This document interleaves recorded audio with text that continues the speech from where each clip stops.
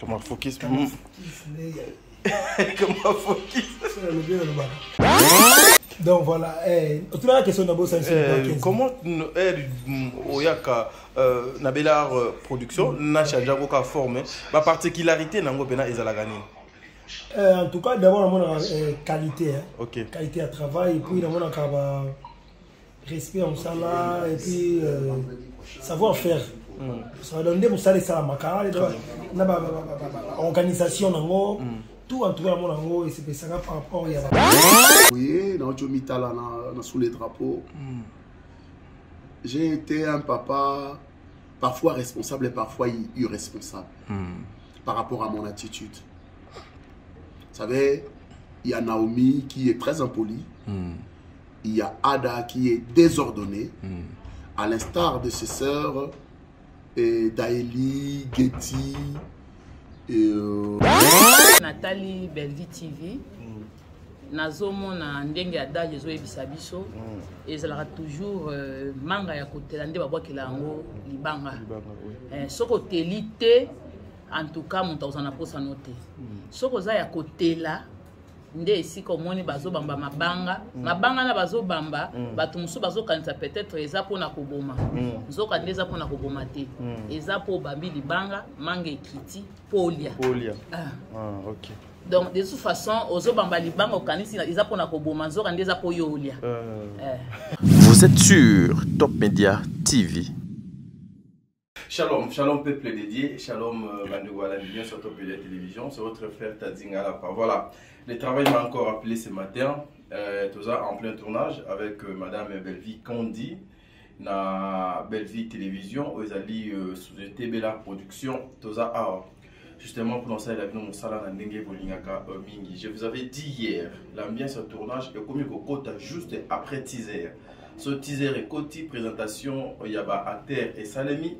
Et puis, bisotoye dotier ambiance il y a tournage pour avoir raison professionnelle pour avoir ça musala na ndenge et longo bani mais aussi quand on commune à chaque tournage tous doit quand même une personne pour tout ça là bah les à côté il y a tournage les à côté il y a tournage à l'élo na joué les vino deux personnes oh on a kanti na et bandeliana vous avez vu na vu papa Serge na vu maman étoile Oaza Awa et puis na kanti il fallait na troisième personne aux ali papa Ibutu. Et lobby peut-être les napos de la bino papa Lianzi et puis bande komissus au bakoya ya nazo comment une façon de laisser aussi le temps aux autres bas s'exprimer na ba fan par rapport à ba demande na bino mais na yebisi famille botaboy débat autozaki na lobby pour na film ya Mastor to continuer na débat na oyo akolonga na débat wana batu o bakolonga. Toute une question, selon vous, vous avez une finalité, fait, il y a film au Mastor et au Souka Ndengenin. Yo opesika juste des réponses, na yo avis wana, na groupe TikTok, bazo enregistré en gros. Jour film et aussi la compilation, ba o ba kolonga, bango wana to retenir bango, par rapport à Onga na yepsa kibino, je suis incapable de vous le dire ici face à la caméra pour la surprise pour Nabiso, ba maman na ba yaya na ba papa, il y a famille Libota. Voilà film Nabino Master Réseau continue koleka. Allez suivre film wana ils allaient tellement kitoko. Naza déjà na bureau ya Dab hein. Après ici, j'ai une émission avec Madame Demer.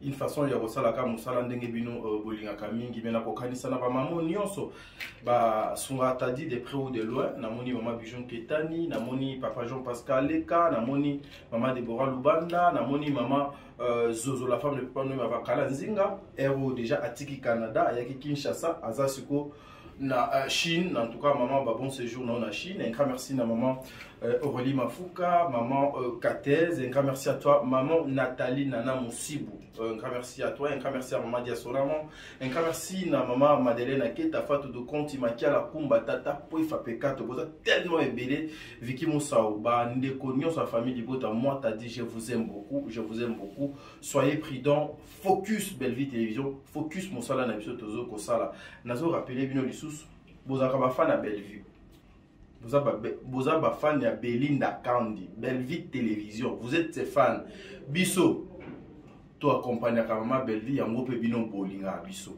alors attachez-vous accrochez-vous dans ce que fait madame Belvi et vous a quelque chose de bien c'est-à-dire pour bayoka ensemble na bandeko nyonso toza na bango ana studio tokena mbangu toyoka Papa Serge alobi nini, maman étoile alobi nini, et puis on se retrouve tout justement après oyoka beaucoup.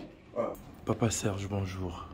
Ouais, bonjour Tadi Ngalapa. Moi je t'appelle l'homme le plus intelligent de la presse. Ah, merci beaucoup.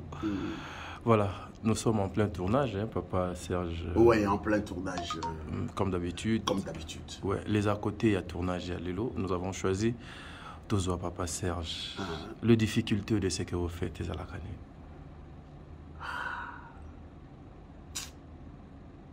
Les difficultés de ce que nous faisons.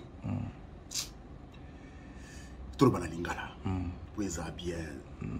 La difficulté to zalaka nango na musala to salaka tadi ya liboso ezaba site à tournage. Oui. Site à tournage eza pasi. Les gens aiment rire. Batu balinga ko seka, bazo seka bien. Mais balinga ko pesa ba espace na bango te po bato yo ba sekisaka bango na TV basala musala wana. Et na ba site bisika oyo tokendaka kozwa soit ya koluwe bango pe bazo kanisa lokola biso tozwaka mbongo ebele. Maintenant toyaka kopesa bango ba miette po to louer esika na bango to sala musala. Soki lelo ba pesa ki yo na $10, lobi soko yeba opesa o na $20. Lobi kuna influence moko ekoki oya mutu moko pe bo pesi bango pona nini. Et bakangeli bino pe porte. Première difficulté yango wana. Deuxième difficulté eza costume. Eza costume ya scène. Oui, vous avez raison. Tozana difficulté ya costume ya scène, tu ne peux pas imaginer. Donc troisième difficulté eza moyen de déplacement. Moyen de déplacement. Quatrième difficulté est la manière dont le travail se passe. Hein? L'artiste tourne sous le soleil. Mbala mingi bo mona kabiso na ba papier mouchoir na maboko parce que moyezonga la makasi meto tourner. Quatrième difficulté, cinquième difficulté plutôt, est la rémunération. Allez-y comprendre. Ah, ça fait très mal. Mais comme c'est une passion, et tout ça la rango, pour na bandeko oyo balanda kabiso, ba sepela. Pour na bandeko oyo bazali banda peut-être bazape na posa ba mona makambu moko oyo zo sepelisa mitema na bango nakati pe na libanda po soki muta sepeli nakati nde abimisi sourire aseki oralemsu aséclater aseki makasi asepeli alali pe na moi sengo parce que ko seka eza thérapeutique. Donc c'est un peu ça. Voilà, Papa Serge, Kofu Tawana, vous parlez de producteurs qui venaient vers vous ou bien de la part il y a gouvernement Congo?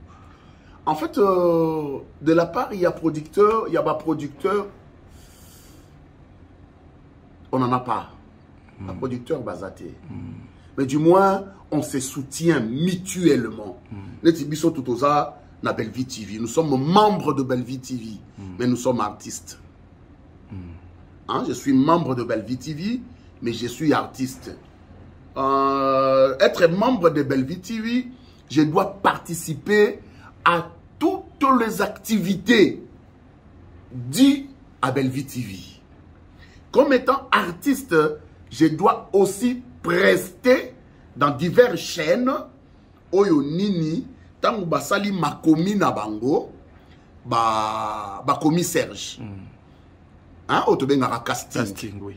Bakomi Serge, na personnage oyo tokanisi peto cha Serge. Ce qui va benginga na okende.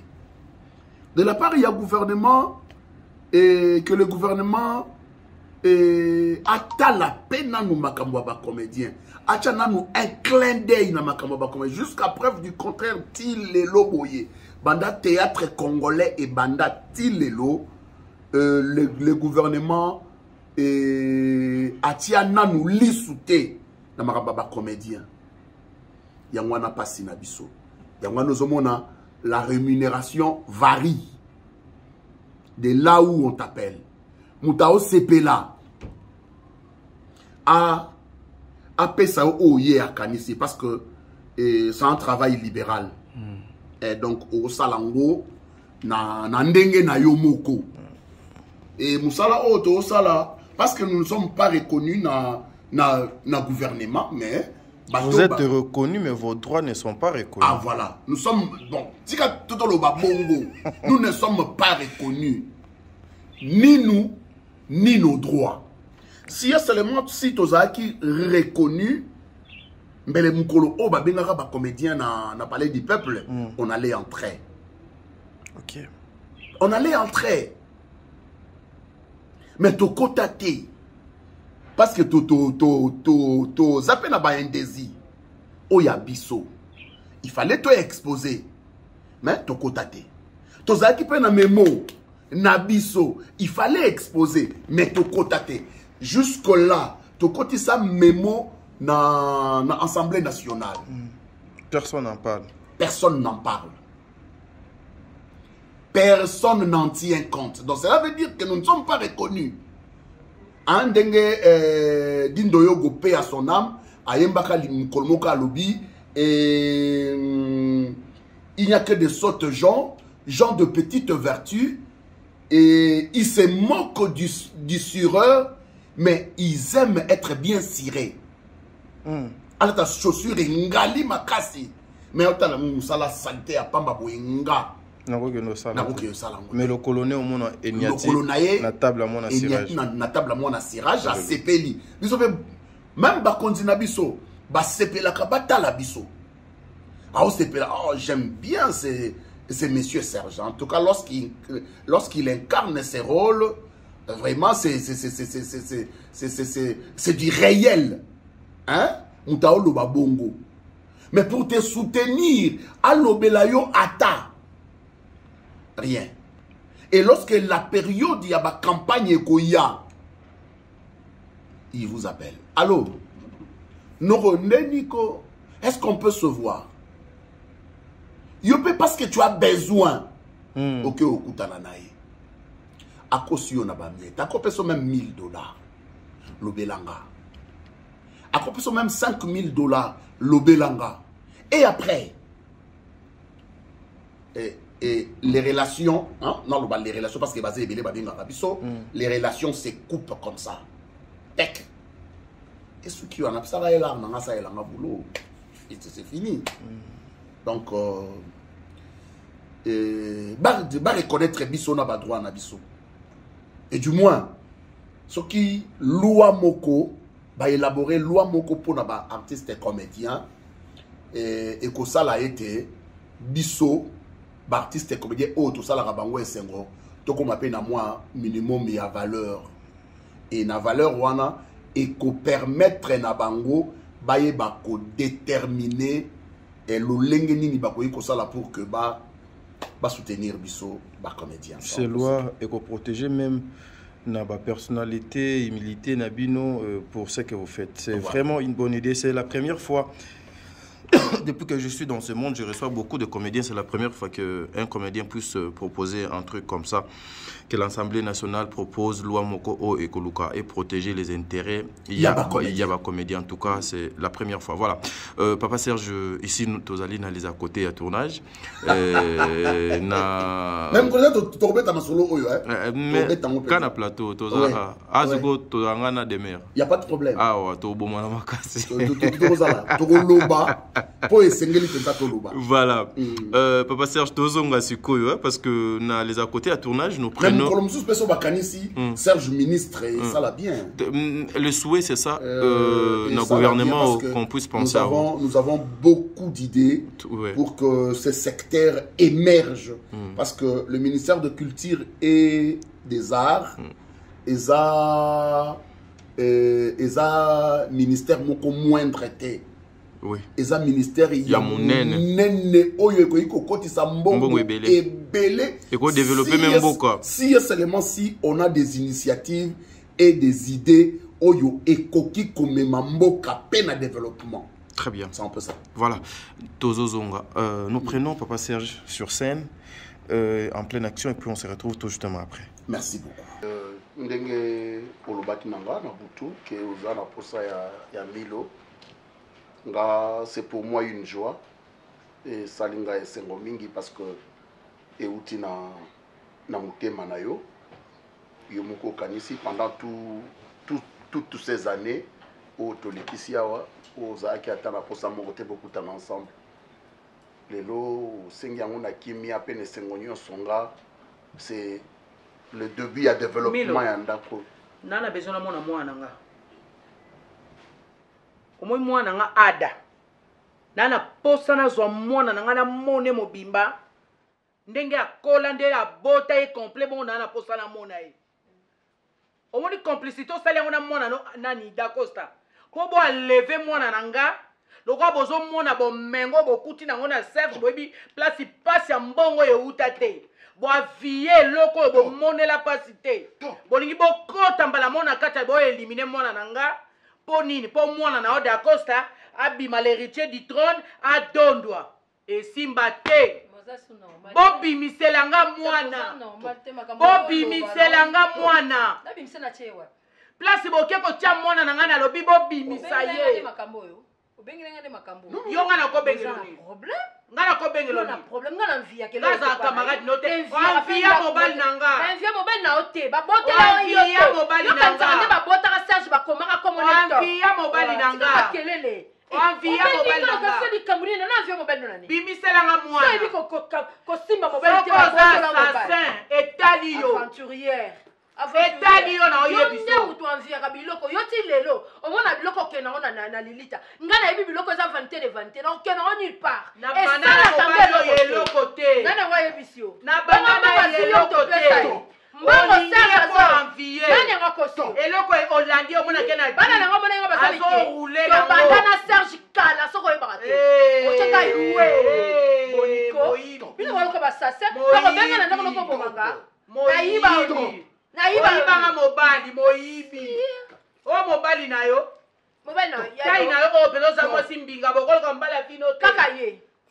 so yo mbela kaka yo longwa na jembela na botine bana za mobali na légitime et puis bana nga baza bana moko légitime bana oye bana nona ndako na bana nga baza ndenge moko ko kanisa te ke o bana na yo baza ndenge usi ya leta yebi bango bana bakuta na basanga no lingite bana baya moko pona mama na na posa mwana nanga oh na yebi eza yo na ndenge ni na yebi yo na mwana no Da Costa nde bosali complicité oyo bo levelenga mwana boyebi mission na bino topo tout le salarié na pesi raison na Serge mutu na salarié Serge mwana mais adaza mwana ngai adeza mwana ngai kakosa ada mabe Serge mwana naomona mwana te ba omoni mwana moso ye mutu asali nga baje oyo ya nini bana kalana pona ni ada bungaka te ada obunga lelo bosana adresse ndaku na tatane na mama ne lelo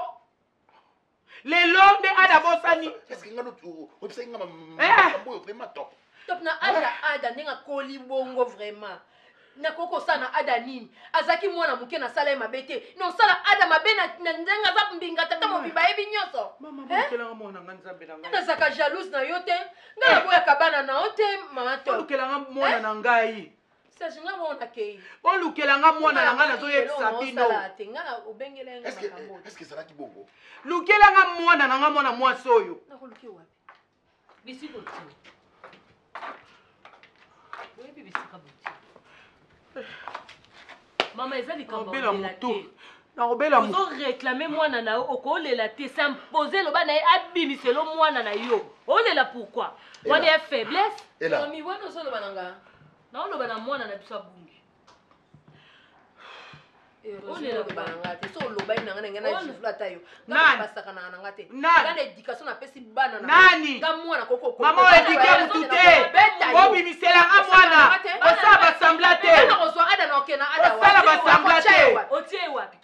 Obobie pourquoi? Côté Naomi. Soya zate d'accord ça na wana mutako yako zwa babia papa na biso kosi. Oh. Tu parles toujours na babia. Bozaka wana bozo papa bozo ba papa na babia. Obi na fana ka na papa bino te bonga ka babia. Na kai pola babia. Yango lingo biso pe mona pola babia. Yo zalaka la na babia. Oko bibi sande ko na biso ko ko rater éducation bana. Yo ko rater éducation. Je comprends pourquoi Serge Akima kanda ko kenda ko pembe pa na ko yo na bana na boza ndemo. Kai musala na bino boyaka ko forcer te. Ko forcer te. Oko bibi sande ko na biso peu importe. Loba nyonso moni mende ko la biso fa mona ni ya kokufa mamilo. Oko lela bana moko simo. Betana. O beta ite bibisa mwana. Akoso bibisa mwana oloba. Baloba bibisa mwana. Bibisela nga mwana. Bibisela nga mwana. Voilà, de retour. Papa Serge, nous sommes de retour. Nakanisi Bandeko Bautu Komona, réellement nous avons reçu Papa Serge, un papa qui est très engagé dans ce qu'il fait, très engagé dans son travail. Vous étiez face à la caméra, sur scène, Nabiro, Nabino, parce que c'est ça votre bureau. Oui. Vos réactions. En fait, y a des fois, quand on a mis Tala na TV, Netiboye, on a mis Tala sous les drapeaux. J'ai été un papa parfois responsable et parfois irresponsable par rapport à mon attitude. Vous savez, il y a Naomi qui est très impolie. Il y a Ada qui est désordonnée. À l'instar de ses sœurs, Daeli, Getty, Daeli, Getty et l'autre D'Acosta. Kenny, D'Acosta. C'était une famille respectueuse, une bonne famille, avec une très bonne éducation de leur maman, maman Milo. Et pendant que de l'autre côté, il y avait Ada et mon garçon qui se comportait très mal. Et j'ai dit souvent, merci Seigneur. Merci Seigneur parce que Dieu m'a fait grâce. Hein? Dieu m'a fait grâce. Et au salamoussalo convenablement. Et j'ai dit bravo à l'artiste que je suis. Voilà.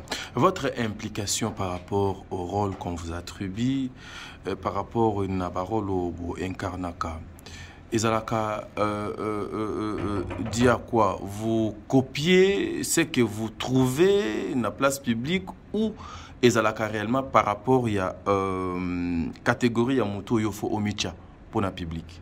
D'abord, c'est une grâce de Dieu. Deux, je me mets dans la peau ya mutu oyo bape singa.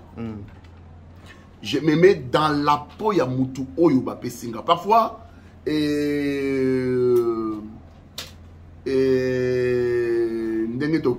notre Chichi Tengesana, parfois akamwaka. Yaya oh, naïm ça qui a ça la bouée, t'as ça les bouées ndengeni et que peut bien. Vous comprenez, hein? Et que très bien. Vous comprenez? D'abord, c'est une grâce de Dieu. De deux, et je me mets dans la peau Yamutu Oyoba Pesinga Nazala. Hein? Par rapport à ma façon, par rapport à ma réflexion, par rapport à mon être. N'amitié na peau Yamutu Oyoba Pesinga Nazala. Pour un peu, un peu couper ça na batu. C'est que la personne est. Parfois, na monaka papa moko boye na jeunesse azalaka bongo. Parfois, na monaka ndeko moko boye azalaka bongo. Parfois, les idées viennent en tête. Hein? Je dis bien, c'est une grâce de Dieu. Nous ne sommes pas spéciaux, nous ne sommes pas surnaturels. Mais c'est une grâce de Dieu. Dieu nous a fait grâce d'être comme nous sommes. Voilà. Votre participation, implication dans Belle Vie Télévision, qu'est-ce que vous attendez pour la jeunesse congolaise? Lobby va bénéficier, surtout dans mon salon dans Belle Vie Télévision. En fait, la qualité d'engagement, je suis communicateur. Très bien. Je dois communiquer les bonnes mœurs. Très bien. 1. Je dois communiquer la bonne éducation. 2. Je dois communiquer les relations, je dis bien, les relations familiales, amicales et les relations dans la confrérie et tout. Je dois communiquer ça. Je dois prôner l'amour. Je dois éviter la haine et la division. Ce que j'attends de la jeunesse, c'est l'implication à ce qu'ils font. Donc, la personne doit aimer ce qu'il est en train de faire. Parce que le bonheur dépend de ce que tu fais. Car demain appartient à Dieu. Voilà. C'est ça. 6 ans aujourd'hui de Belle Vie Télévision. Vos impressions? Et l'impression ne peut qu'être de joie et de bonheur. Parce que produire régulièrement, chaque semaine de la création à Belle Vie TV, Lelo, chaque semaine nous avons au moins un film et ce n'est pas de donner dans toutes les chaînes. Parce qu'il y a des chaînes qui ont fait 6 ans, 8 ans, 10 ans voire même. Mais aujourd'hui, elle ne produit pratiquement rien.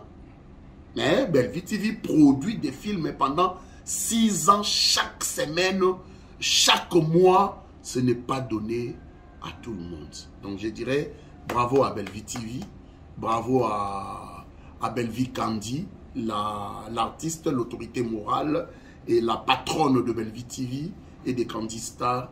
J'ai dit félicitations, qu'elle continue comme ça, parce que c'est son cœur et son âme qu'elle met dans Belle Vie TV. Quel avenir pour Belle Vie Télévision après 6 ans? Et vous savez, l'avenir de Belle Vie TV est meilleur. Je dirais ça. Parce que Belle Vie TV a beaucoup de projets que je ne peux pas étaler ici. Je ne peux étaler ici. Ah oui. Belle Vie TV a beaucoup de projets. Et allons seulement. Nous allons le voir. Et sinon, je ne peux non plus dévoiler l'avenir de Belle Vie TV. Très bien. Parce qu'il y a plein de bonnes choses à venir. Lobby et Koleka. Lélo. Papa Serge, goût. Goût fort.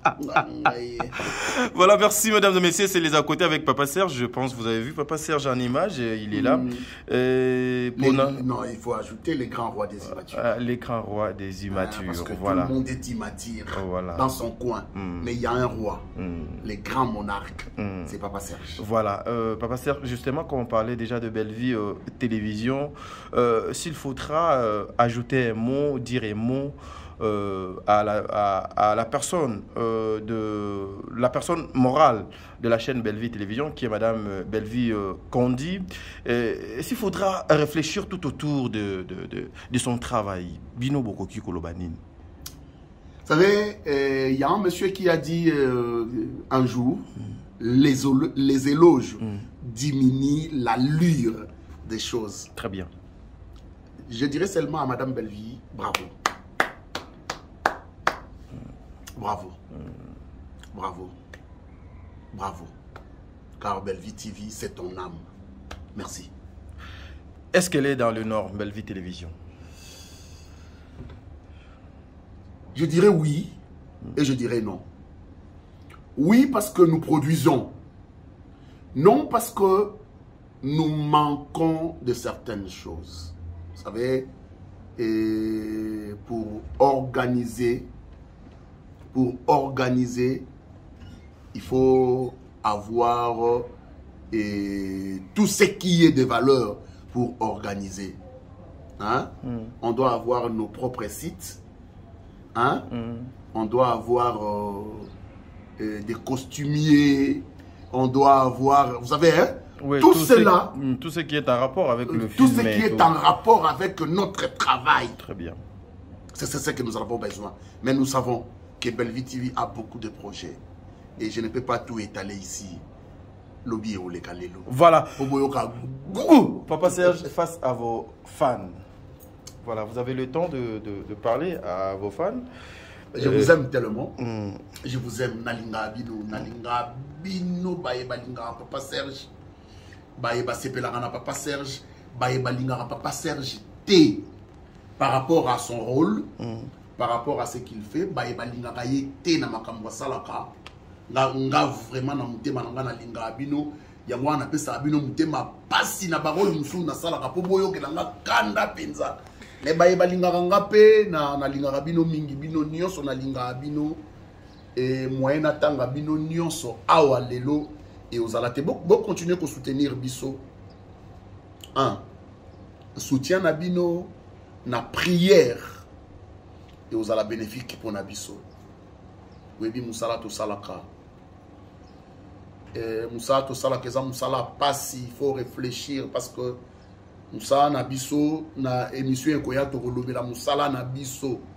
Biso to zaka na ba texte faut ko balola mutu mbala sambo po oloba po maloba o koloba e ko kanate na maloba oyo loba ki na tableau wana kuna faut ko balola mutu mbala sambo po oloba to mona kapasi kasi lo sambo na bino e ko sala ete to batela mananzambe 2 et na ba conseil na bino Papa Serge. Oui, c'est vrai, au tournage qui filme, wana bien kasi, nesika songolo pakala, to monaki ndengo kendaki nango malongate. Mbalasima, sala boye, po, et ça l'a été, makambango peye, et ça l'a bien. Wana ekosa bisope malam. Ya misa tout ce qui makoki ezali. Po na minite bo sunga bisope na misolo. Ovandi penza bo lobi, Papa Serge, le rôle à ce pays singa. Naza atana 1 euro oyo. To 1 dollar. To 1000 francs. Na pesa Papa Serge à son bata lipa. Alia pour na musala o ngape na yo kesengo. Et ko sala nga bien. So qui pose en elamba o lobi Papa Serge. Na koke o kanisa. Moi bilamba mi bale mi sato yango yo na sombi. Na binati ndela yo po lata. E ko sala pe malamu mingi po. Nga lingaka bino penza na lingaka bino mingi po kozaya ngai le roi des imatiro mais tikala pesa mbote na bandaleo na basi na bandaleo na basi po to na sanza ya basi te to bandaleo na basi tika to pesa mbote na Domitile Makenja ya kafu tika to pesa mbote na maman Janine maman Janine Kongolo. Topesa yo mbote mingi. Tika topesa mbote na Maman Chantal Koupa. Maman Chantal Koupa.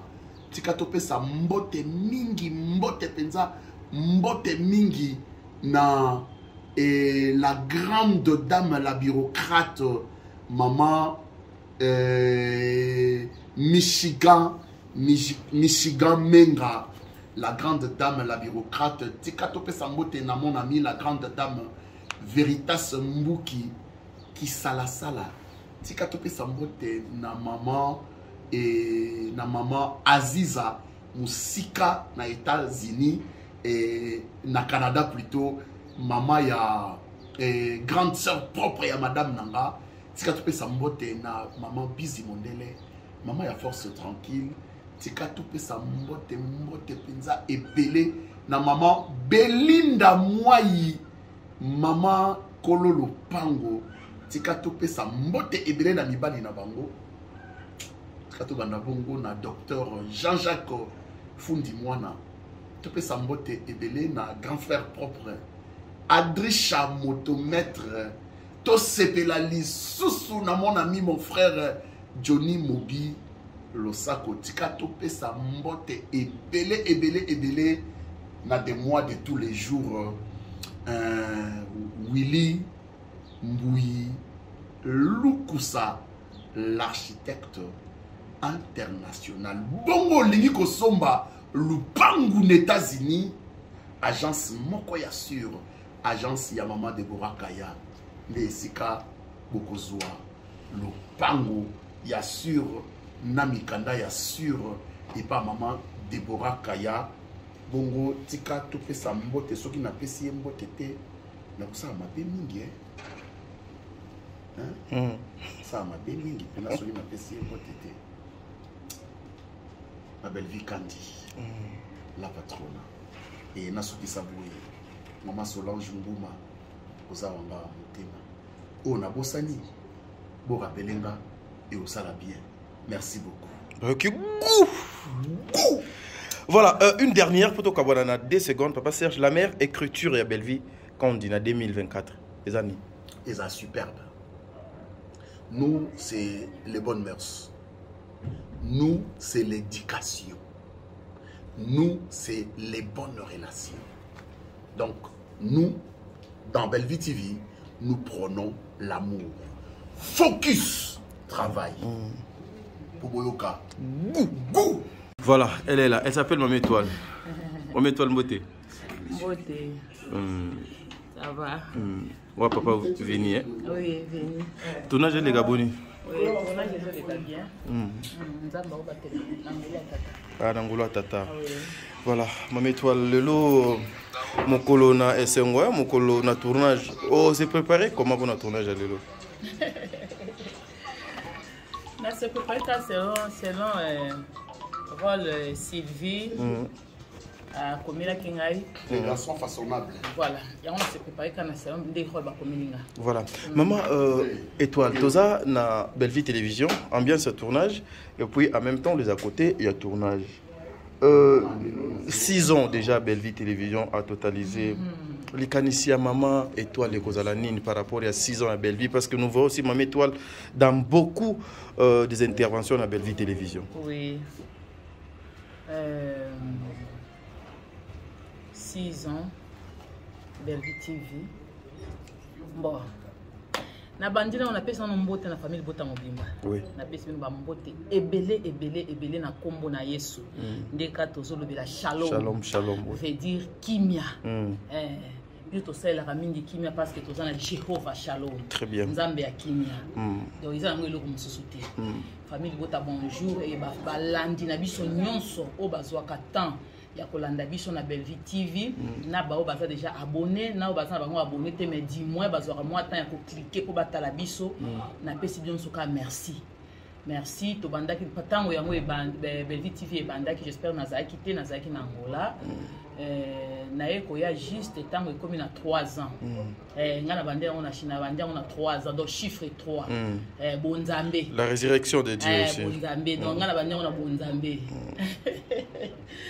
na banyo na bonzambe après 4 ans na Zalaki après 5 ans na Zalaki autre Zalaki et pas ya Papa Jean-Paul Mayata. Papa Jean-Paul Mayata. L'homme de Dieu que je salue en passant. Événement Bellevue quand il a patronne moi c'est ya mwindu maman sociale makambo sala donc 5 ans na pezaki très capital na ba action pe asala ki na ko sunga ba orphelin ba veuve ezaki malamu mingi ya koleka parce que chiffre 5 il m'a envoyé le chiffre 5, et ça chiffre et ça va façon ébélée, tous on a 5 ministères. Biso ba peut-être aura comme on a ngaka bongo ba musu pa comme on a ngolo kola azomi la kisande ba tumusu ba lubaka. Na bato o baza na bonzambe te. Soko za na bonzambe o comme on a ki ezaki profondément eloko moko ya makasi parce que chiffre 5 et ça makambo ébélé. Chiffre 5, tous on a 5 ministères. Tous on a ata David pour akoisa Goliath azwaki 5 mabanga. Donc chiffre 5, tous on a 5 vierges sages. Donc chiffre 5 déjà zaki mutu ya mingi par rapport à l'action à Salaki nayebi ke ezali inspiration ya Nzambe. Et muke Nzambe azobatela ndenge babenga kai Jéhovah gérer azo pouvoir tito koti na chiffre 6. Chiffre 6 c'est ça mutu ya mingi parce que 6 eza so to landia on a makomi 6 eza jour Nzamba kelaki mutu. Donc chiffre 6 eza puissance. Chiffre 6 eza domination. Chiffre 6 eza makambo ebele mais na vandeli kana domination. Donc Bellevue TV ndenge comme na 6e année eza année à domination parce que ça chiffre 6 nde Nzamba kanzama bande ko kela biloko azokela tant to comme na 6e jour akeli mutu. Alors mutu nde ayiki siko ko dominer sur banyama na jardin a dominer na biloko nyonso. Nde Belleville TV, comme ce qu'on a chiffre 6. Voilà la domination. Voilà. Qu'est-ce que vous pensez pour le lobby à Belleville Télévision? Quand vous regardez le col à maman, le col à les artistes, vous avez comment on a dit? Ce qui Nathalie Belleville TV, nazomona ndenge ada jezo ebisa biso ezalaka toujours manga ya kotela nde babwakela yango libanga soko telite en tout cas moto azana posa note soko za ya kotela nde esika omoni bazobamba mabanga na bazobamba bato mosusu bazokanisa peut-être eza mpona koboma nzoka nde eza mpona koboma te eza mpo obambi libanga manga ekiti mpo olia. Ok. Donc de toute façon ozobamba libanga okanisi eza mpona koboma nzoka nde eza mpo yo olia. C'est profond. Voilà. Bafan mo problème te balia na bango. Bafan bazelanine na mama étoile okoso la pena bafan na yo. Bafan na ngai nyonso na linga bango mingi parce que bango fi bazala ponga na exister. Sanga bango eza mwa pasi bango pe balinga ngana zala po bango pe baseka bango pe bakoba bazo amuke oyo ngai na transmettre pas na bango onzamba tiaka kati na ngai donc nazobaka toujours to simba na biso pasi na nga ezala ya bango ezala ya ngai to tambola bongo elongo na nkolo Yesu Masia. Voilà. Ba dédicace ya maman toi pas banani. Ba dédicace yoki kozanga te na bandi na équipe de 3 basho bakenda sango Mara Mwamba depuis Israël Mara Mwamba moi c'est mon ndele na pesi Giovanni Sabiti et tout là depuis Israël bonjour na pesi Patricia Etes en Afrique du Sud moi c'est mon ndele bonjour na pesi ba bonjour na ngai pas Sylvia Pangamao motema ya papa Patrick Bola ba bonjour na yo tozana chiffre 6 na Belleville TV tolobi année ya domination bolinga te chiffre 6 exact somi tokela ngote eza nkolo donc veut dire domination veut dire autorité Belleville TV et telemena no wana pona année oyo donc na pesi ba mbote na ngai papa honoré manza passeport rouge Mireille Poiti motema papa Dadi Poiti Ma Mireille Matumbu, motema ya papa Vincent Pongo, joyeux anniversaire à toi de London. Joyeux anniversaire ma Mireille Fifi Kambala. Na pesi mbote Nicole Nzemba, bambote no yangwana Hélène Maëli la Taylor, bambote Mama Joséphine Lutete Toto.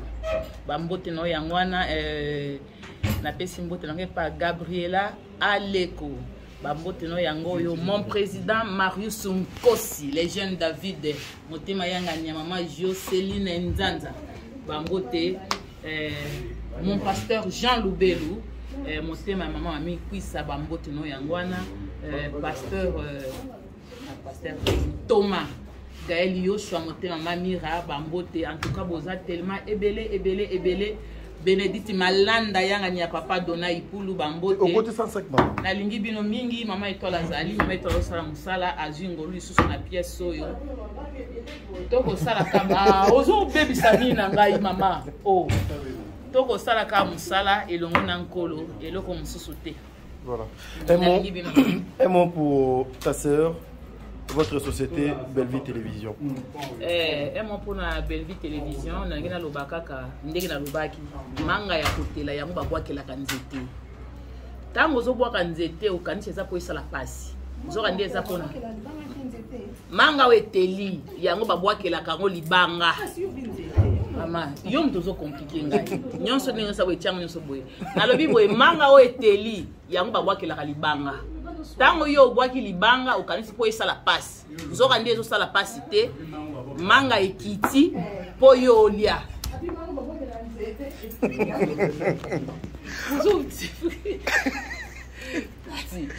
Tala. Tango yo bambi libanga okanisi esala pasi zoka ndenge ekiti po yo olia. Tolia mais avec amour. Tolingana mutuya yangwana tolingana toyeba kolimbisana po biso toza bikelamu nzoto yakana bolembu soki tolandi nzoto kaka nzoto esali boye nzoto esali boye kimi ekozala biso te. Shalom. Shalom. Ok, goût, hein, maman, toi. Voilà, famille Libota, il est là. Ouais, toujours et encore. Papa Iboutou, il est Papa Iboutou, ok, goût, hein. Non, mais ils ont parlé, ils ont normal. Elle les a toujours, donc, parce qu'on ne peut pas bien les a. Voilà, tournage les candidats. Non, déjà qui toco, je vais aller en Niatité pour en Niatakamité. On va t'en bientôt. Donc, mission aux alliés. Voilà. C'est bon, et Kolekana ambiance à tournage. En même temps, et Kolekana Oyo Etalini, comment dirais-je, les à côté, il y a un tournage. Et Boutou, lorsque on se retrouve à la scène, tu te sens comment? Et lorsque vous êtes face, il y a ma collègue. S'il y en a, s'il vous plaît? Non, ça là, c'est moi, parce que mon ils ont ça là. Joueur, nous sommes au entraînement. Sur le entraînement trop, ils ont commencé à la terrain, ils ont toujours dans la déception, et mon comment les mots. Mais comment on s'entraînement trop, mais ils ont commencé à la terrain. Je joue à la terrain, ils ont toujours l'engue. Surtout quand on a bateau, ils ont déjà j'ai mon goût bien à bango. Donc ils ont déjà quitté pour les voilà. Et ça on est c'est mon mini. C'est que la putain là va petit frère va passer par toi en Zawana.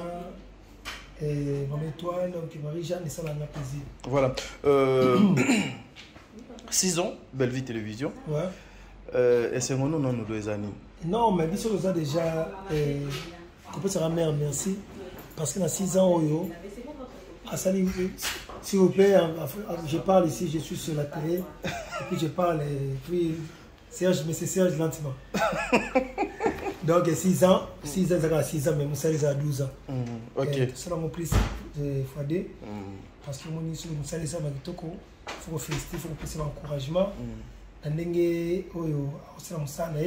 Voilà. Et là, on a un pays on a un tournage lorsque Oya Kanabela production à Belle Vie Télévision. Non, premièrement, ça a Nyongo. A des failles combien? A des failles 15 000, moi j'en sais 13 000.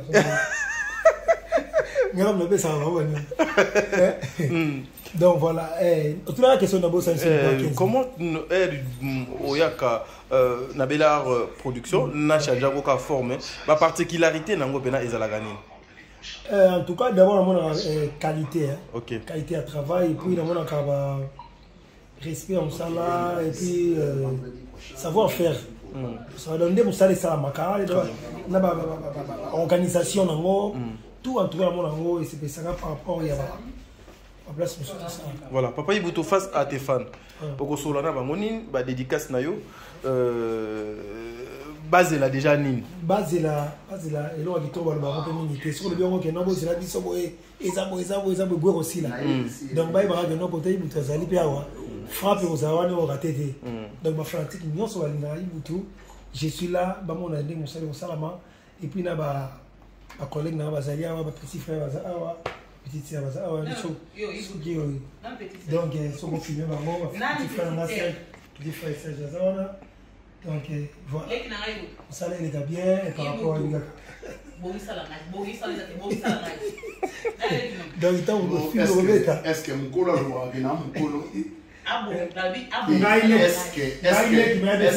est-ce que mon colo a le baraquet? Qui m'a défini à 15 000. Qui m'a défini à 15 000. Bisous aux Arabiens. Les Tingana Arabiens. La Kabili Ligue n'a pas 5 000 à son maçon.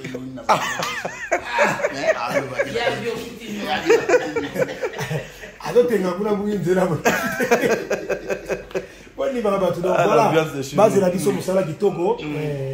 Les attitudes, donc par rapport à l'écriture à mère et raté. Alors, on a dit que ça, donc voilà. Merci à Blanchard Kilombo, le boss de l'air boss. Blanchard Kilombo. Michou Kenzo, la simi motema, pour faire la sima motema. Michou Kenzo, et il y a des lions motema, maman, nous avons la piscine mote. Il y a battu sur la il y a deux fils à papa, binonion, sobinonion. Donc, il y a Jean Pimon à mon conseil Kimbango, Konza toujours Kimbango, Nengezalaka. La Pessimonion sort. Tu as la campagne, la Pessimon télé à mon Kimbango. La place n'a pas grande. Mais la campagne. Moi, je suis un peu de campagne. Il faut qu'on t'aboye. Mais au changer peut tenir. Non, tenir ça change en gros, mais aussi quand on a filmé on est Sika. Quand il y a une respiration Sika, mais chapeau peut tuer. Non, ils allaient. Il y a encore dans une caméra télé. Ok, d'accord. Ensemble, ensemble, Nangou Malokito, Stella Pembele a sali album qui toko single. To landango poto mona. Awa siko ne boule bandi. Très bien. Focus. Merci. Comment focus? Comment focus? Voilà. Voilà. Maman Marie-Jeanne Tanae Ezoya. Aimer, c'est trouver la richesse hors de soi. Je l'ai trouvé en toi. Dieu merci Mbokani. Grâce Emmanuel, honneur et Mia Yayos. Japon de Montikil.